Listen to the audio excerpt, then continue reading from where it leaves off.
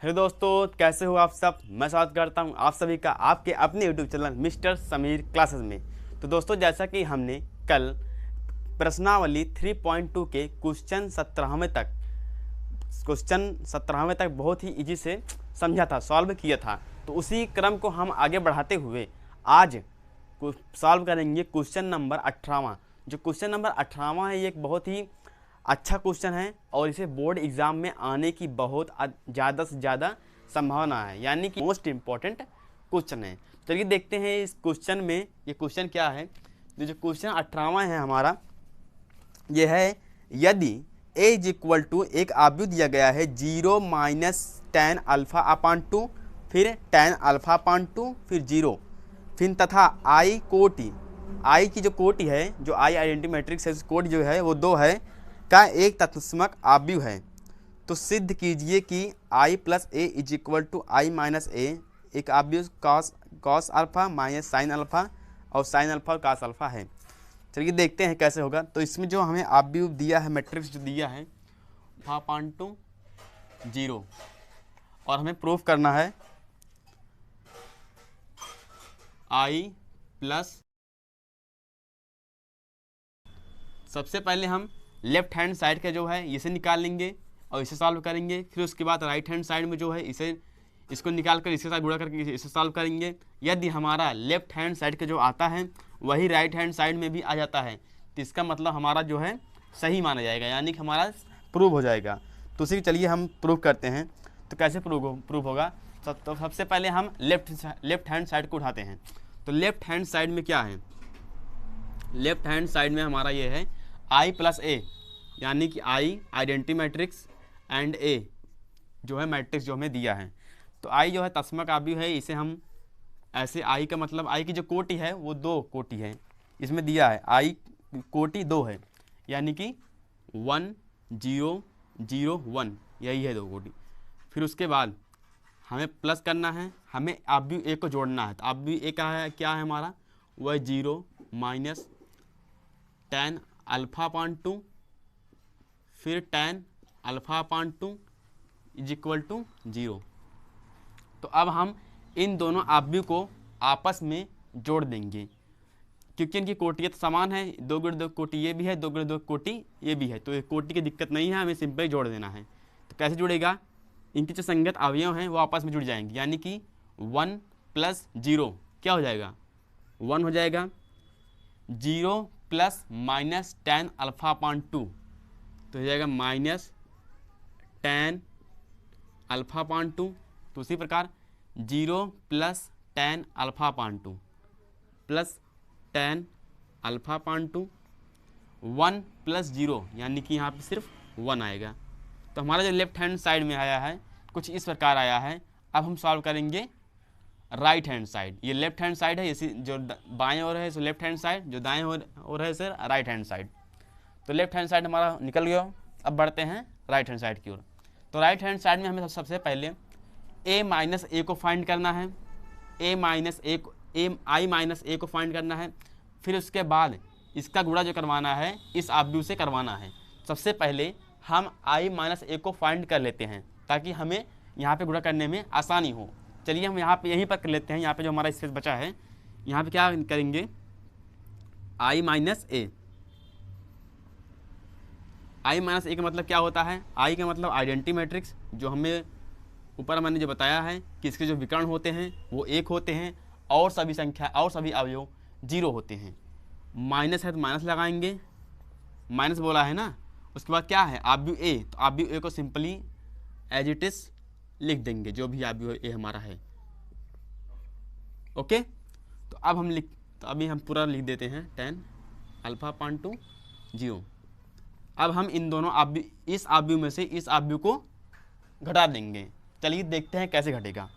तो घटाना तो सिंपल है, जैसे जोड़ों से घटाओ, जोड़ में जैसे जुड़ता है उसी प्रकार घटाओ में उसी प्रकार घटता है, यानी कि 1 माइनस 0 कितना हो जाएगा, 1 हो जाएगा।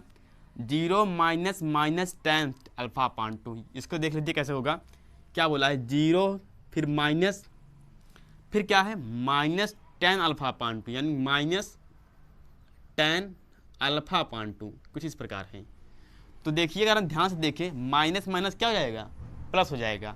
अगर आपको आता होगा ठीक है, प्लस गुणे प्लस होता है क्या प्लस, माइनस गुणे माइनस होता है प्लस, माइनस गुणे प्लस होता है माइनस, प्लस गुणे माइनस होता है माइनस, यानी कि समान समान पॉजिटिव बनाते हैं और असमान निगेटिव। तो उसी प्रकार यहाँ पे क्या है, यहाँ पे समान है यानी कि यहाँ पॉजिटिव बन जाएगा, यानी कि प्लस tan अल्फा अपान 2। तो इसी को हम यहाँ पे पुट कर देते हैं, क्या है tan अल्फा अपान 2।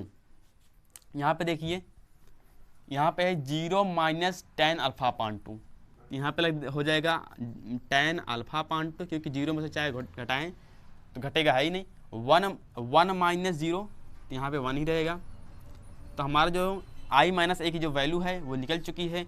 अब इस वैल्यू को हम इस अवयव से गुणा कर देंगे तो हमारा राइट हैंड साइड निकल जाएगा, और हमें राइट हैंड साइड को इसके बराबर लेफ्ट हैंड साइड के बराबर लाना है, तभी हमारा प्रूफ होगा, नहीं तो प्रूफ नहीं होगा। चलिए देखते हैं कैसे आएगा। तो जब हमारा राइट हैंड साइड है, इसे ही देखेंगे, ये रहे राइट हैंड साइड। तो यहाँ पे हम लिख देते हैं right hand side. Right hand side में क्या है, i माइनस ए को जो हमने ऑलरेडी फाइंड करके यहाँ पे रख दिया है ताकि हमारा टाइम बच जाए। तो i minus A 1 tan alpha upon 2, 1 tan alpha upon 2 minus tan alpha upon 2 minus tan alpha अपान 2, इसके बाद 1 है तो यहाँ पे 1 लिख देते हैं।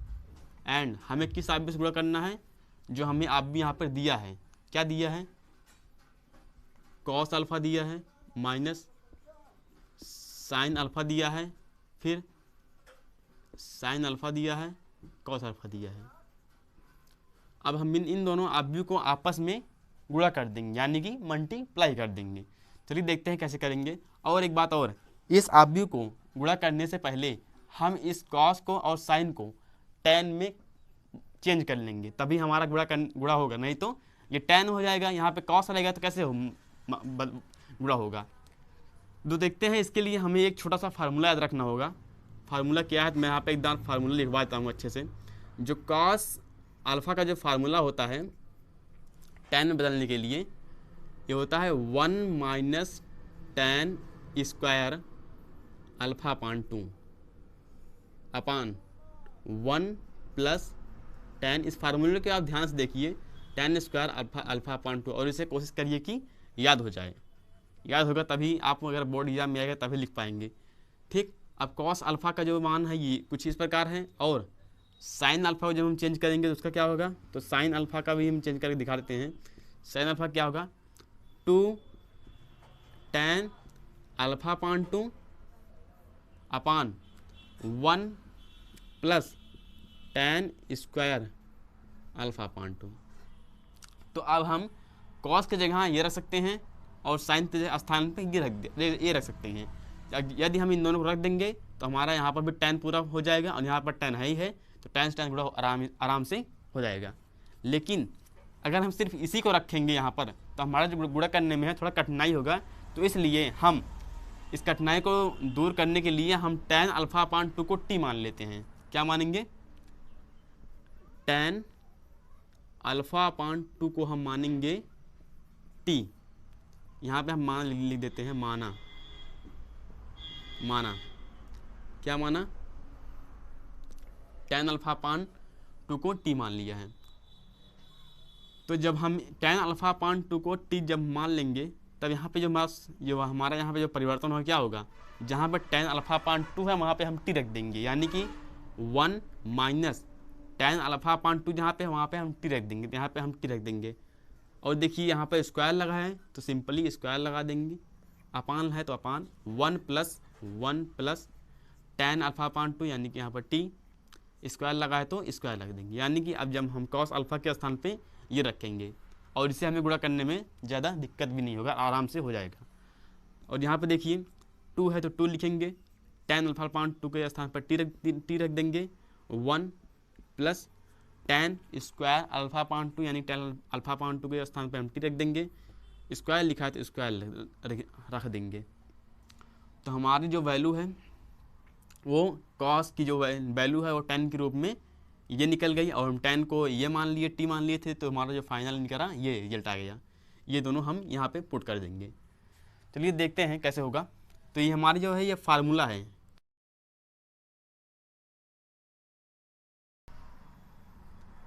ठीक, अब हम रखते हैं इसमें आगे कंटिन्यू रख करते हैं, क्या होगा देखिए 1 है तो 1, tan अल्फा अपान 2 के स्थान पे क्या रखना है, टी रखना है, क्योंकि हमने यहाँ पे जब टी माना है तो पूरे क्वेश्चन में जहाँ जहाँ हमें दिखेगा वहाँ हम टी रखते चले जाएंगे। माइनस tan अल्फा अपान 2 के स्थान पे माइनस टी, 1 है तो 1 सिंपल वैसे ही लिख देंगे। और उसके बाद देखिए कॉस अल्फा के जगह क्या रखना है, कॉस अल्फा का जो सूत्र होता है ये होता है tan के रूप में, परंतु हमने tan अल्फा अपान 2 को टी मान लिया है, तो हमारा जो हमारा ये निकलेगा ये कुछ इस प्रकार दिखेगा 1 minus T square upon 1 plus T square. अब आ जाएंगे माइनस साइन अल्फा, तो साइन अल्फा का जो कुछ है ये था tan के रूप में, और tan को हमने कुछ इस प्रकार लिख दिया था, तो हम यहाँ पे ऐसे लिख देंगे 2t अपान 1 प्लस टी स्क्वायर। लेकिन हमने यहाँ पर देख रहे हैं यहाँ पर माइनस लगा है, तो यहाँ पे हम सिंपल ऐसे माइनस लगा देंगे। ओके, समझ में आ रहा है कि नहीं आ रहा है? अगर समझ में आ रहा हो तो भाई लाइक कर दीजिए। साइन अल्फ़ा को हम जब tan के रूप में कन्वर्ट करेंगे तो ये होगा, तो इसे हम ऐसे ही लिख देंगे, साइन अल्फ़ा है ना, तो 2t अपान 1 plus T square. Cos alpha ये रहा, इसको हम यहाँ पे लिख देते हैं 1 minus T square upon 1 plus T square. अब हम इन दोनों को आराम से गुणा कर लेंगे तो हमारा जो फाइनल आ जाएगा वो कुछ ये है, लेफ्ट हैंड साइड में जो आया है वो आ जाएगा। तो यहाँ पे हमारा स्पेस तो ख़त्म हो गया है, तो हमें इसे इरेज करना पड़ेगा। तो इरेज करने से पहले आप लोग इसका स्क्रीनशॉट अच्छे से ले लीजिए। चलिए इसका स्क्रीनशॉट ले लीजिए और हम इसे इरेज करते हैं। तो हम इसको अब हम इन दोनों को आपस में गुणा कर देंगे। तो यहाँ पे गुणा करने से पहले हमने यहाँ पे जो लेफ्ट हैंड साइड में हमारा आया था उसे आपके फॉर्मेलिटी के लिए यहाँ पे हमने लिख दिया, ताकि आपको सोचना ना पड़े क्या आया था। तो जो हमारा लेफ्ट हैंड साइड है ये रहा, लेफ्ट हैंड साइड का है।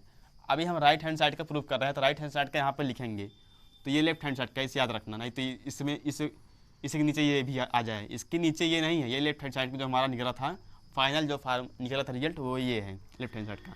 अब राइट हैंड साइड का हम यहाँ पे करेंगे। चलिए देखते हैं कैसे होगा।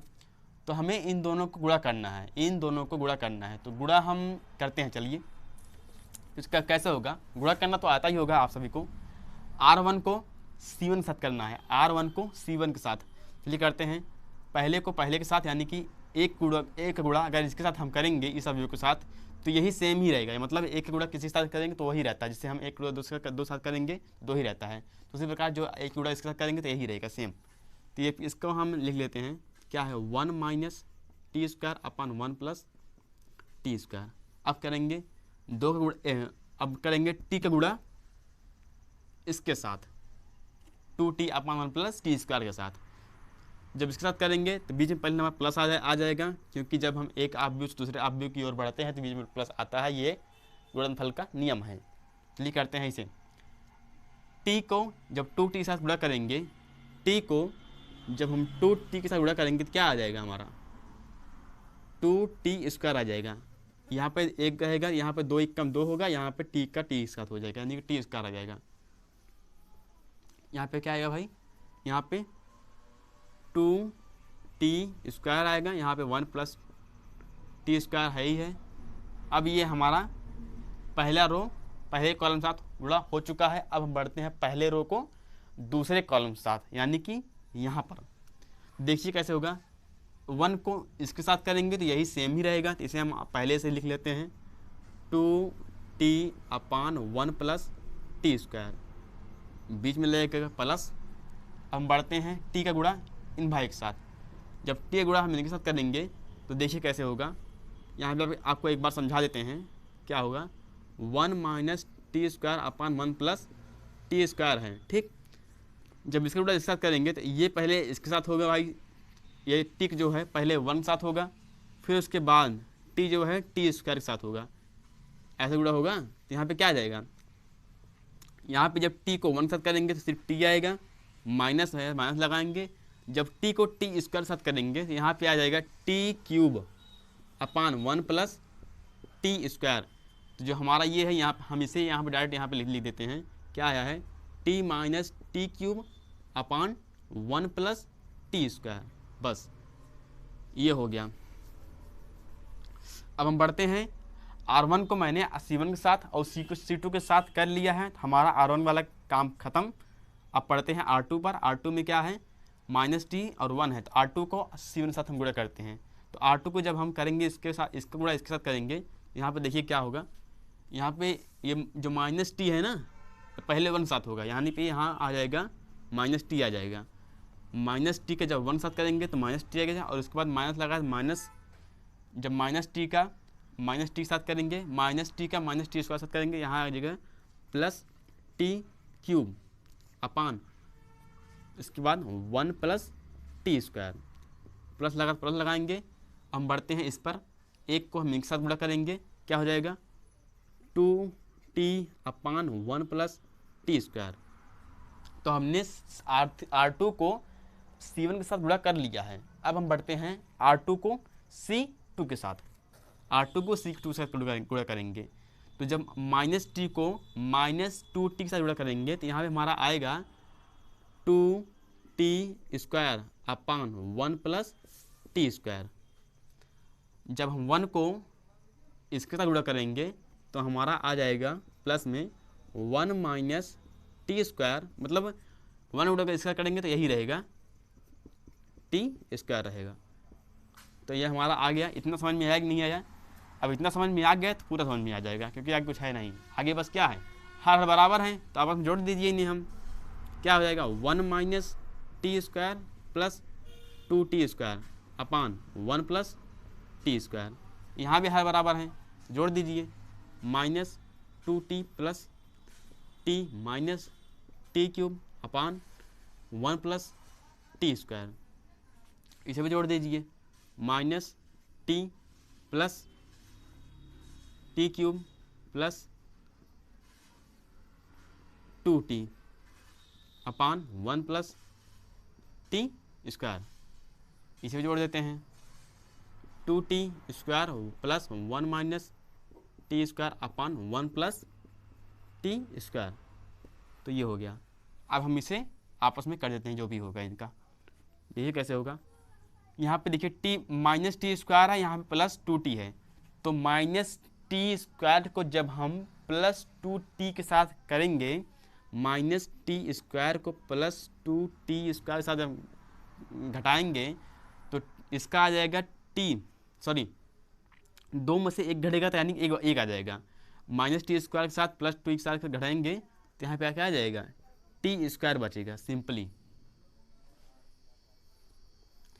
देखिए जब माइनस, देखो यहाँ पे क्या है माइनस टी स्क्वायर के साथ माइनस टी स्क्वायर को प्लस टी स्क्वायर के साथ घटाएंगे तो यहाँ पे आ जाएगा 1 plus T square upon 1 plus T square. चाहे तो आप इसे करके देख लीजिएगा। माइनस 2t को जब प्लस टी के साथ करेंगे तो माइनस, यहाँ पे क्या होगा देखिए, माइनस 2t को प्लस टी के साथ करेंगे तो 2t में से जब t घटेगा तो सिर्फ t आएगा, लेकिन t किस में आएगा, प्लस में आएगा माइनस में आएगा। अगर आप ध्यान से देखें तो जो हमारा ये है, ये क्या है, इसमें बड़ा कौन है, इसमें बड़ा 2t है, तो t से आगे कौन सा साइन लगा है, माइनस लगा, तो माइनस में आ जाएगा। शायद आप इन सब बातों को जानते होंगे। क्या आ जाएगा माइनस टी आ जाएगा, माइनस टी क्यूब, तो ऐसे रहेगा 1 प्लस टी स्क्वायर रहेगा। अब हम बढ़ते हैं नीचे, माइनस टी को प्लस 2t के साथ कर देंगे, यहाँ पर सिर्फ t प्लस टी क्यूब अपान 1 प्लस टी स्क्वायर। इसी प्रकार यहाँ पर 2t स्क्वायर को में से माइनस टी स्क्वायर घटाएंगे तो यहाँ बचेगा टी स्क्वायर, यानी कि 1 plus T square upon 1 plus T square. बस मतलब आपको बहुत ही ध्यान से करना है, नहीं तो अगर थोड़ा भी टी इधर उधर हुआ तो काम तमाम क्वेश्चन का, आपका नहीं। 1 प्लस टी स्क्वायर को जब 1 प्लस टी स्क्वायर भाग देंगे तो यहाँ पे सिर्फ 1 बचेगा, ये कट जाएगा एक के से, और ये भी कट जाएगा एक से, ठीक। अब यहाँ पे जो बचता है हम उसे ऐसे लिख लेंगे। यहाँ पे आया 1। अब इसमें हम थोड़ा दिमाग लगाएं, इसमें से हम माइनस टी को हम कॉमन ले लेंगे। जब हम माइनस टी को हम कॉमन ले लेंगे तो क्या बचेगा हमारा अंदर, माइनस टी तो गया छोड़ के, यहाँ बचा 1। अब बढ़िए दूसरे पे, माइनस टी स्क्वायर है, यानी कि यहाँ पर 1 टी, 2 टी और 3 टी है। तो इसमें से 1 टी हमने छोड़ दिया, मतलब वो निकल गया बेवफा। कितना बचा, टी स्क्वायर बचा। क्या बचा, टी स्क्वायर। तो इसी प्रकार यहाँ पे क्या बचा, प्लस टी स्क्वायर। नीचे क्या है, प्लस टी स्क्वायर। यहाँ पे माइनस टी हमने कॉमन लिया है, इस बात को आपको ध्यान में रखना है। अब यहाँ पे हमने क्या कॉमन लेना है, यहाँ पे हमें लेना है टी कॉमन। यहाँ पे अगर हम टी कॉमन लेंगे, टी कॉमन लेंगे तो यहाँ पे टी निकल जाएगा, यहाँ पे टी के स्थान पे 1 बच जाएगी, टी तो निकल गया। प्लस यहाँ पे टी क्यूब है, यानी टी 3 बार है, उसमें से 1 घट जाएगा, 2 बचेगा, यानी टी स्क्वायर बच जाएगा। नीचे प्लस टी स्क्वायर है ही है, यहाँ पे 1 है ही है ना। तो बस हमारा लगभग सॉल्व हो चुका है। तो हम कहाँ सॉल्व करें, नीचे सॉल्व करें, दिख रहा है कि नहीं आपको। देखिए यहाँ पे बच गया। अब देखिए 1 plus T square, 1 plus T square cut जाएगा, 1 से ये भी कट जाएगा, ध्यान से काटिएगा, ठीक है। अब यहाँ पे क्या बच रहा है उसे हम बहुत ही ध्यान से उतार लेते हैं। यहाँ पे 1 बचा है तो 1 लिखेंगे। यहाँ पे माइनस देखिए, जो हमने कॉमन लिया था वो बचा है, माइनस टी बच गया है, तो उसे माइनस टी को यहाँ पे हम नोट कर लेते हैं। यहाँ पे टी बच गया है, यहाँ पर टी नोट कर लेंगे। यहाँ पे 1 बच गया, यहाँ पे 1 को नोट कर लेंगे। अगर आप देखें तो आपका लेफ्ट हैंड साइड में जो आया था वही आया है। तो टी क्यों आया है, क्योंकि हमने यहाँ पर टी मान रखा है तो टी आया है। तो हम टी को फिर से अपने जो भी है उसका जो उसकी है, मतलब जो उसकी पहचान थी उसे हम कह देते हैं। देखो माइनस टी, यहाँ टी के स्थान में हमने क्या माना था, tan अल्फा अपान 2। तो यहाँ पे जहाँ टी है वहाँ पे क्या रख देंगे, tan अल्फा अपान 2, ठीक। यहाँ पर टी पे क्या रख देंगे, tan अल्फा अपान 2। यहाँ पे जो 1 है तो 1 ही रहेगा। अगर आप ध्यान से देखें, ध्यान से, तो लेफ्ट हैंड साइड में अब दिख रहा है कि नहीं, दिख रहा है कि नहीं, 1 है, 1 है, माइनस tan अल्फा 2, यहाँ माइनस यही है, tan अल्फा ये है, 1 है, 1 है। यानी कि हम कह सकते हैं कि लेफ्ट हैंड साइड जो है बराबर है किसके, राइट हैंड साइड के। ये हमारा प्रूफ हो चुका है। यहाँ पे लिख दीजिए इति सिद्धम या हैंस प्रूव्ड, या सिंपली प्रूव्ड भी लिख सकते हैं। तो आप इस क्वेश्चन को अच्छे से नोट कर लीजिए। पहले स्क्रीनशॉट में इतना था, दूसरे स्क्रीनशॉट में इतना, इसके नीचे जो रहेगा वो इतना रहेगा, इतना, ठीक है। तो बस आप अपनी कॉपी में से नोट कर लीजिए। अब हम बढ़ते हैं क्वेश्चन नंबर 19वां, जो कि बहुत ही अच्छा क्वेश्चन, 19वां भी है, 18वां भी है और 21वां भी, 22वां भी है। भले ऑब्जेक्टिव है लेकिन ये बोर्ड एग्जाम में आ सकता है, बहुत ही दिमागी क्वेश्चन है। चलिए ये सब नोट कर लीजिए फटाफट। अब बढ़ते हैं क्वेश्चन नंबर 19वां की ओर। जो क्वेश्चन नंबर 19वां है वो कुछ एक पैराग्राफ के रूप में है। तो जब भी आपके सामने कोई पैराग्राफ वाला क्वेश्चन आए तो सबसे पहले उस पैराग्राफ को अच्छे से पढ़िएगा, समझिएगा, 1 से 2 बार पढ़िए और उसमें ढूंढने की कोशिश कीजिए कि हमें क्या क्या दिया है, फिर उसके बाद क्या क्या निकालना है, तब आप आसानी से करे जाएंगे। यहाँ पर हम पढ़ते हैं क्वेश्चन। किसी व्यापार संघ के पास 30,000 रुपये का कोष है जिसे 2 भिन्न भिन्न प्रकार के ब्रांडों में निवेश करना है। निवेश मतलब प्रथम बांड पर 5%, द्वितीय बांड पर 7% वार्षिक ब्याज प्राप्त होता है। आव्यूह गुणन के प्रयोग द्वारा निर्धारित कीजिए कि 30,000 रुपये का कोष को 2 बांडों में निवेश करने के लिए किस प्रकार बांटे कि व्यापार का संघ कुल वार्षिक प्राप्त हो, वार्षिक ब्याज क्या हो, 1800 हो और 2000 हो। तो इसमें 2 क्वेश्चन है। पहला नंबर 1800 वाला ज्ञात करना है कि जो वार्षिक ब्याज हमें सिर्फ 1800 मिले, फिर उसके बाद जब 1800 वाला ज्ञात कर लेंगे तो हमें निकालना है हमें वार्षिक ब्याज 2000 रुपये मिले। चलिए करते हैं इसे। तो हमें इस 30,000 रुपये को दो अलग अलग बांडों में, ये बांड लिखा है, ब्रांड लिखा है, बांड लिखा है, हाँ, हमें 2 अलग अलग बांडों में निवेश करना है। तो 2 अलग अलग बांड मतलब होते हैं कि जैसे हमने यहाँ पे हमने माना ये एक बांड है, ये एक बांड है, हमने इसे अलग अलग निवेश कर दिया।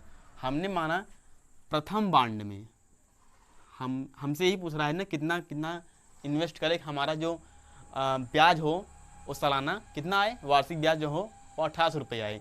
तो हम पहले जो प्रथम बांड में हम मानते हैं, कितना मानते हैं, प्रथम बांड में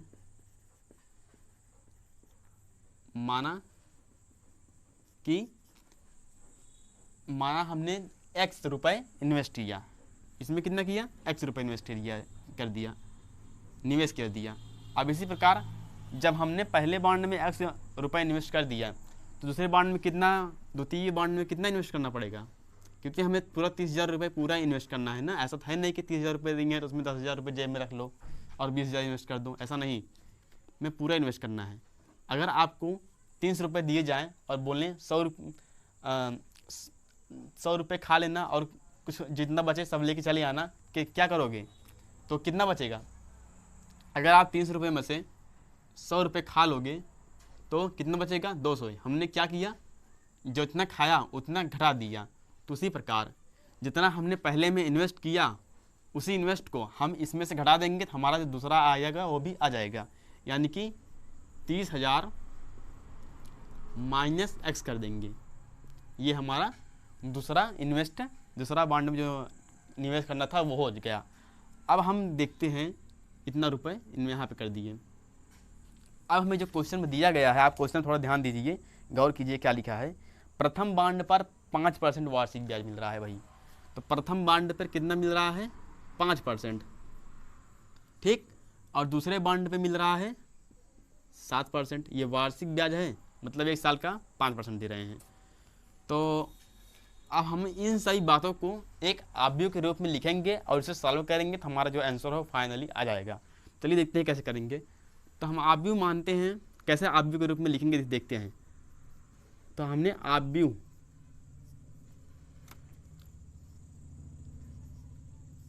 ए को ए माना है। आव्यूह ए में क्या लिखेंगे, जो हमने इन्वेस्ट किया है, हमने कितना इन्वेस्ट किया है, हमने पहले में x इन्वेस्ट किया है, दूसरे में कितना इन्वेस्ट किया है, 30,000 माइनस x, ठीक, ये हमने इन्वेस्ट कर दिया है। और हमें ब्याज कितना मिल रहा है उसे भी हम आव्यूह के में लिख लेंगे। तो हमें जो वार्षिक ब्याज मिल रहा है, वार्षिक ब्याज यानी कि इसे हम r से प्रदर्शित करेंगे। और जब हमने इसे पंक्ति में लिखा है तो हमें वार्षिक ब्याज को स्तंभ में लिखना होगा, ये नियम है, तभी गुणा होगा इन दोनों का। अगर इसे स्तंभ में नहीं लिखेंगे गुणा नहीं होगा, ठीक। तो पहले में हमने 5% मिलता है और दूसरे में कितना, 7%। तो पहले नंबर हमें परसेंट को कन्वर्ट करना है। तो परसेंट का मतलब क्या होता है, परसेंट का मतलब होता है, जैसे हमने कर दिया 10%, 10% का मतलब यही होता है कि 10 बटे में, परसेंट को जब हटाएंगे तो बटे में 100 हो जाएगा, इसे बोलते हैं परसेंट। तो इसी प्रकार हमें 5% दिया गया है, तो यानी कि 5% जब होता है तो इसका मतलब ये होता है कि 5/100। और जब इनको भाग करेंगे तो यहाँ पे आएगा 0.05 आ जाएगा, ठीक। तो 0.05 यहाँ पे आ जाएगा। यहाँ पे कितना आएगा, 7% का निकाल लीजिए, 7% क्या होगा, 7/100, यहाँ पे आ जाएगा 0.07, यहाँ पे आ जाएगा 0.07, ये हो गया। अब हमें जो मतलब इन दोनों को जो मिला के जो हमें पैसा मिल रहा है, कितना मिल रहा है, व्यापार संघ को प्राप्त कुल वार्षिक ब्याज, यानी कि हमारा जो टोटल ब्याज मिल रहा है, इसका भी ब्याज और इसका भी ब्याज और इसका भी ब्याज, दोनों ब्याज मिला के जो हमें मिल रहा है वो 1800 मिलेगा। कितना इन्वेस्ट करें तो 1800 मिले। तो हमारा जो कुल ब्याज है,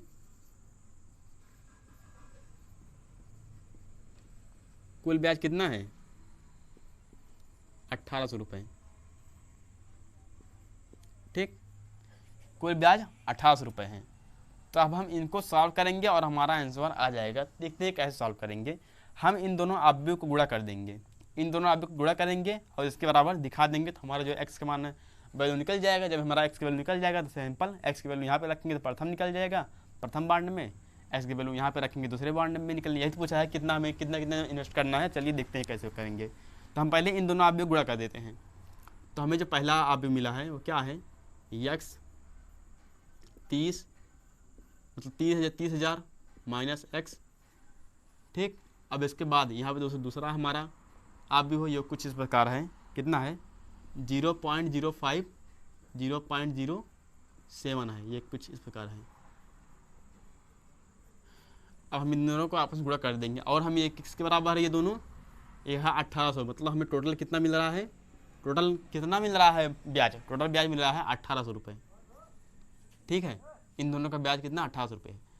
तो हम इसे गुणा कर देते हैं। गुणा करने का जो मतलब है, पहले रो को उठाओ, उसे कॉलमों के साथ गुणा कर दो। तो हम पहले रो को उठाएंगे, ये पहला रो है, इसे पहले कॉलम के साथ गुणा कर देंगे, देखते हैं कैसा कितना आएगा। तो एक्स को उठाएंगे, इसके साथ करेंगे, क्या आएगा, यह आ जाएगा 0.05 को गुणा करेंगे एक्स के साथ।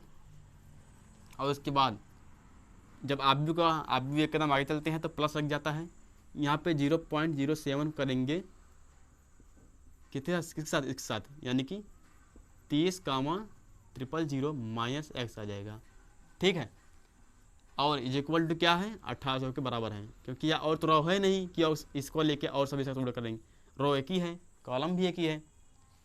तो बस इतना आ गया।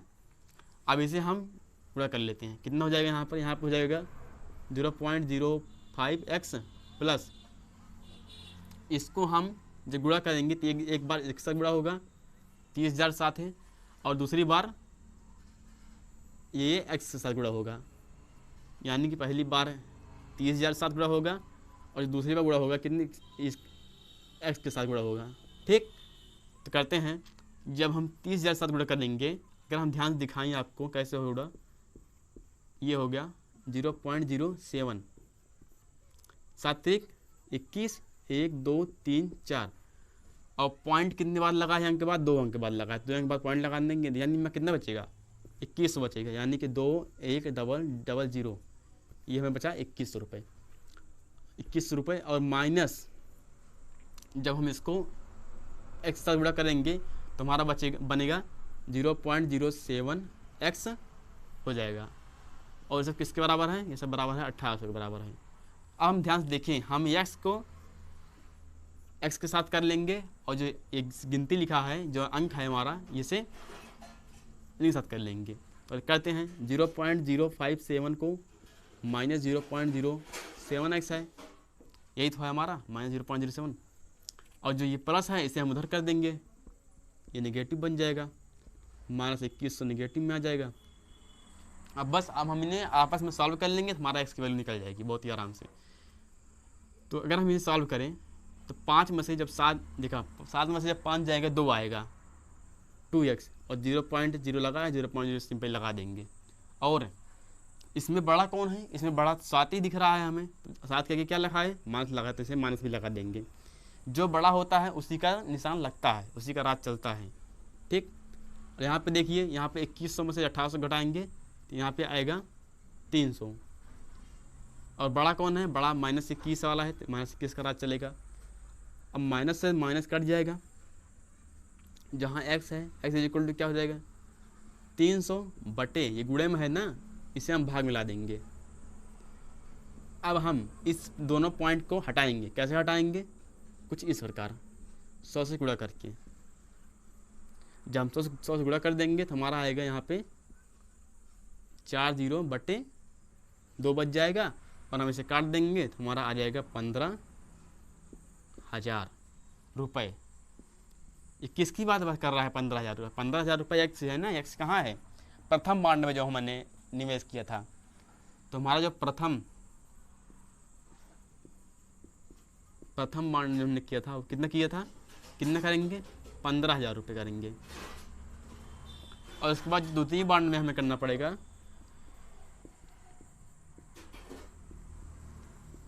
द्वितीय बांड में कितना करना पड़ेगा 30,000 माइनस एक्स, यानी कि 30,000 माइनस 15,000। एक्स क्या है, एक्स 15,000 तो है, इसे हम निकाल लेंगे, कितना आ जाएगा, यहाँ पर भी 15,000 आ जाएगा, यानी कि दोनों में हमें 15,000 रुपये निवेश करना होगा।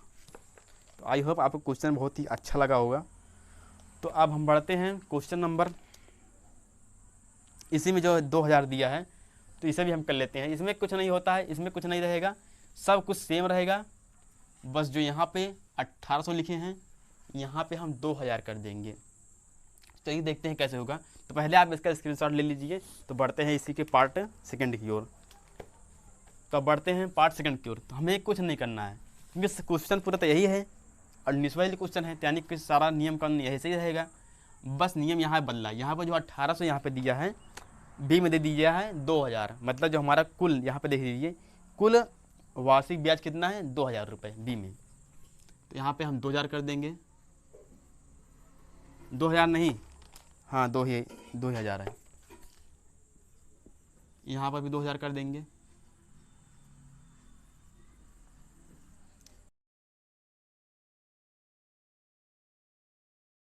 यहाँ से देखिए इसे गुणा कर देंगे तो वही आ जाएगा जो पहले आया था, प्लस इसे गुणा कर देंगे तो 2100 आ जाएगा। इसके साथ करेंगे माइनस लगाएंगे, जब इसके साथ करेंगे 0.07x आ जाएगा, इज इक्वल 2000 आ जाएगा।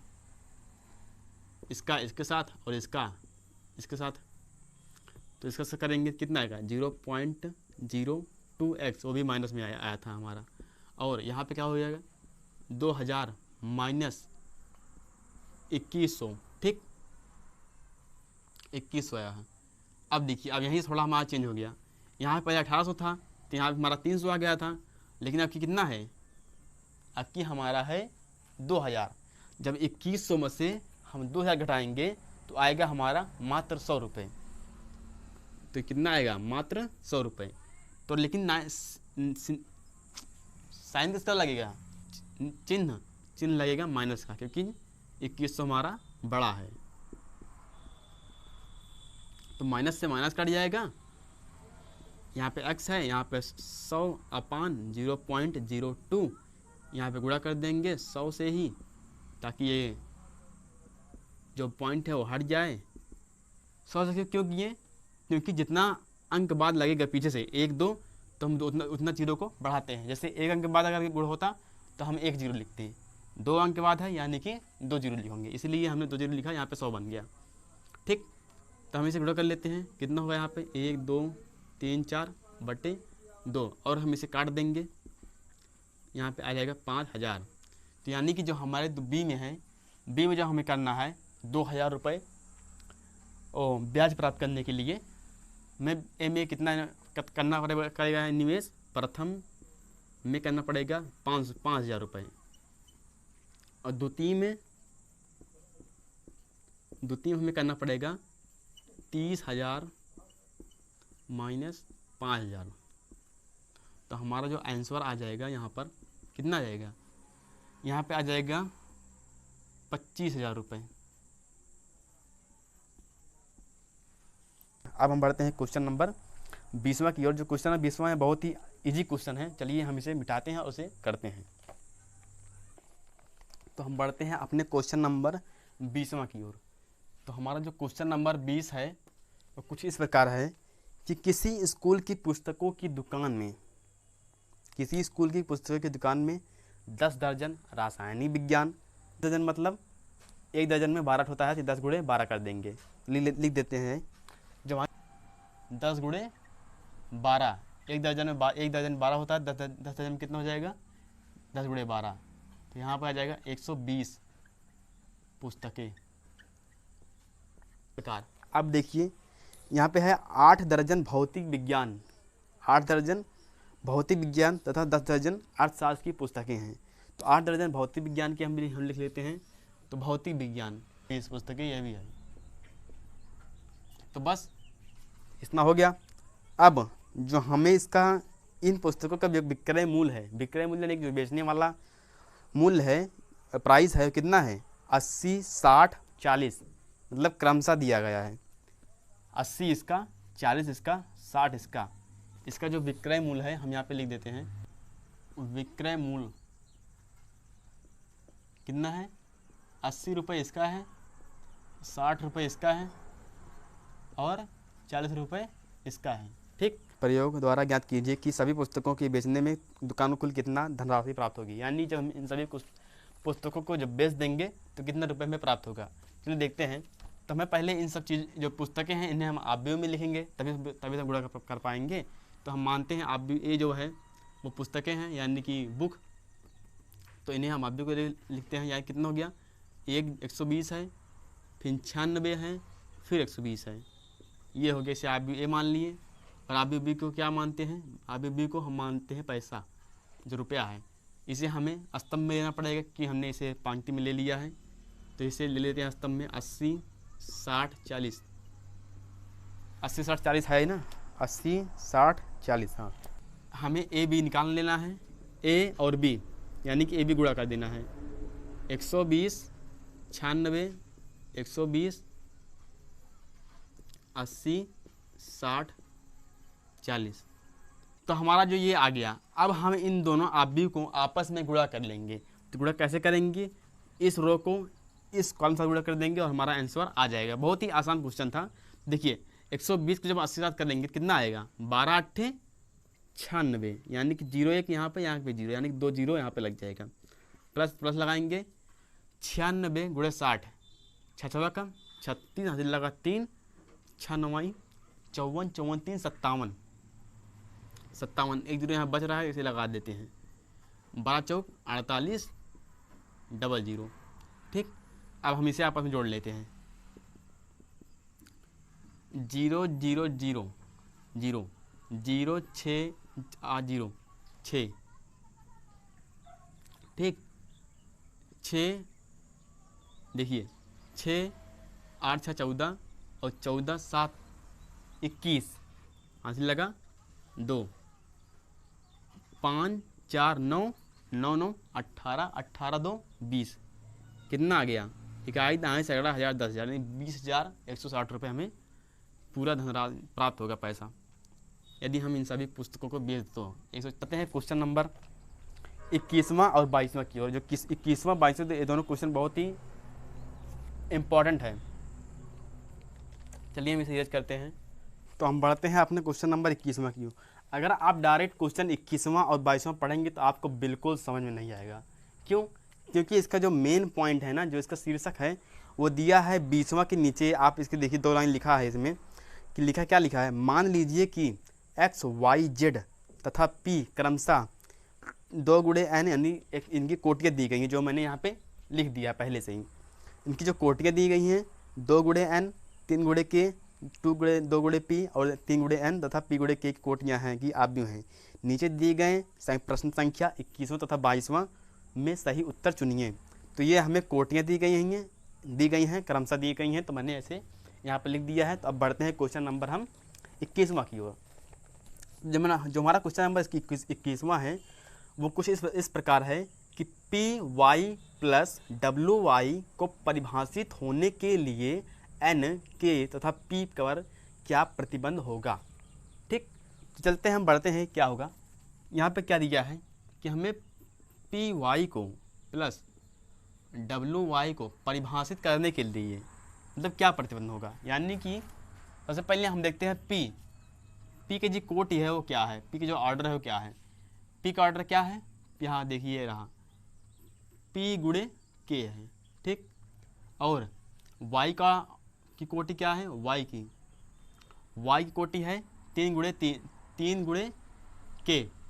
इसी प्रकार डब्ल्यू की कोटि क्या है, डब्ल्यू की कोटि है 3 n गुणे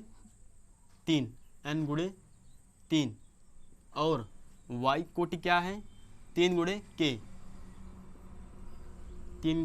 के।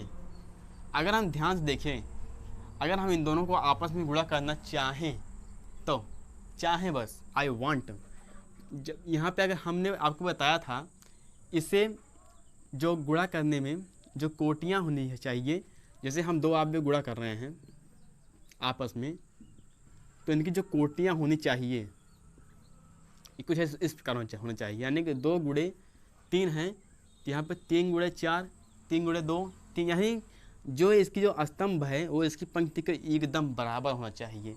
अगर यहाँ पे 3 के अलावा 4 5 कुछ और हो गया तो गुणा नहीं होगा। तो उसी प्रकार हम यहाँ पर अगर देखें तो यहाँ पर क्या है, p गुणे k है और 3 गुणे k है। यानी कि ये चाहे जो हो, हमें उससे लेना देना बिल्कुल नहीं है। हमें लेना देना है, किससे लेना देना है, इन भाई साहब से के से और 3 से। यहाँ पे अगर ध्यान से देखें तो यहाँ बराबर ही नहीं है, तो बराबर नहीं है तो गुणा कैसे होगा भाई। तो इसका मतलब हमें के स्थान पे यहाँ पे क्या रखना पड़ेगा, 3 रखना पड़ेगा। यानी कि हमें के का मान 3 चाहिए, चाहे जैसे बस चाहिए बस, तो हमें के का मान 3 रखना पड़ेगा। और चलो हम एक कल्पना करते हैं कि हमने यहाँ पे के बराबर 3 रख दिया, ठीक, बस हमारा जो के का मान है 3 आ गया। अब टुकड़ा हो जाएगा ना, तो इसे आप ध्यान में रख लीजिए के इक्वल 3 रहेगा। अब जब गुणा हो जाएगा तो जो हमारी नई कोटि बनेगी वो क्या बनेगी, तो यानी कि पी वाई की जो हमारी कोटि बनेगी जब गुणा होने के बाद फाइनल जो कोटि होगी वो क्या होगी, एक ये दोनों बराबर है, दोनों आपस में हटा दीजिए, यहाँ की क्या बचेगी, पी गुणे के बचेगा, ठीक है। प्लस यहाँ पे देखिए, यहाँ पे ये दोनों बराबर है, यानी कि ये दोनों पहले से ही दिमाग लगा के बैठे हैं भैया हम बराबर होना तभी हम गुणा हो पाएंगे, नहीं हो नहीं पाएंगे। तो इसीलिए तो हमें इसमें ज़्यादा दिक्कत लेना है नहीं है, गुणा हो जाएगा यानी डब्लू वाई आ जाएगा, और इसकी जो कोटि हो जाएगी ये दोनों बराबर हैं तो इनको नहीं लेते हैं, एन को लेंगे के को लेंगे, यानी कि एन गुणे के हो जाएगा।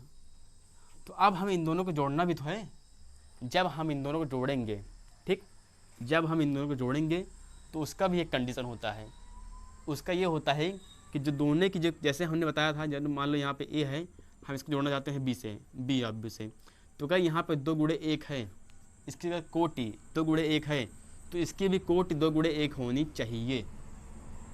1 गुणे 2 नहीं हो सकता, 1 गुणे 2 नहीं हो सकता, 2 गुणे 1 ही होना चाहिए तभी गुणा होगा, नहीं गुणा नहीं होगा।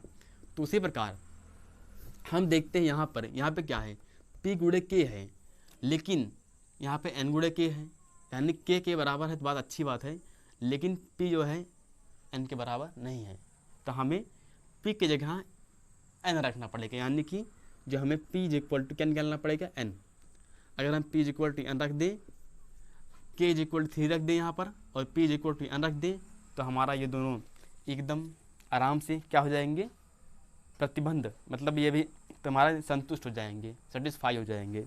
तो यहाँ पे देखिए आंसर हमारा क्या है, आंसर हमारा ए में दिया है, आंसर ए ही है K is equal to 3 P is equal to N. सही बात है, के इज इक्वल टू 3 होना चाहिए, पी इज इक्वल टू 1 होना चाहिए। अगर आंसर दूसरी की बात करें, के स्वच्छ है पी 2 है, तो पी 2 तो नहीं है, गलत हो गया पहले नंबर। तीसरा ऑप्शन देखें, पी स्वच्छ है के 3 है, तो के 3 है लेकिन पी स्वच्छ नहीं है, पी एन के बराबर है। और डी देखें, के 2 है तो के 2 नहीं है, के 3 होना चाहिए, और पी 3 है, पी 3 नहीं पी एन होना चाहिए, पी बराबर बराबर होना चाहिए, यानी कि जो हमारा आंसर होगा वो होगा क्या, ए आंसर होगा। तो आंसर हमने बता दिया कैसे आया, कैसे आया। बस अब हम बढ़ते हैं क्वेश्चन नंबर 22वां की ओर। जो क्वेश्चन नंबर 21वां है, आपको समझ में आ गया होगा, करना है मतलब इसे हम संतुष्ट करना है, सेटिस्फाई करना है।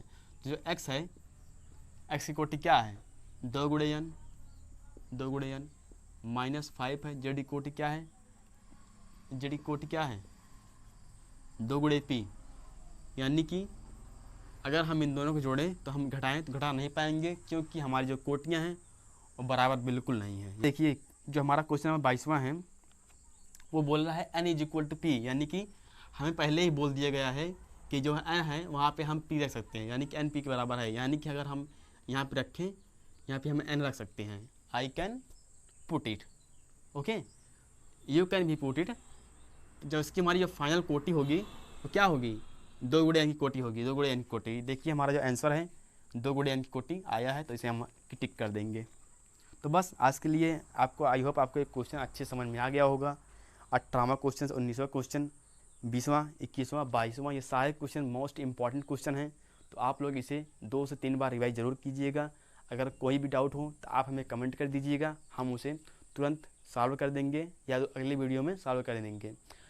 तो वीडियो अच्छा लगा हो तो लाइक कर दीजिएगा, प्लीज़ अपने दोस्तों के साथ यार शेयर भी कर दीजिएगा। बता दीजिए कि यहाँ पर मैथ बहुत ही आसान भाषा में समझाया जाता है, पढ़ाया जाता है, सिखाया जाता है, जो भी किया जाता है। तो बस आज के लिए इतना ही। अब हम कल पढ़ेंगे, क्या पढ़ेंगे, कल हम पढ़ेंगे अपव्यय का परिवर्त, ट्रांसपोज ऑफ ए मैट्रिक्स। तो तब तक के लिए bye bye, tata, take care.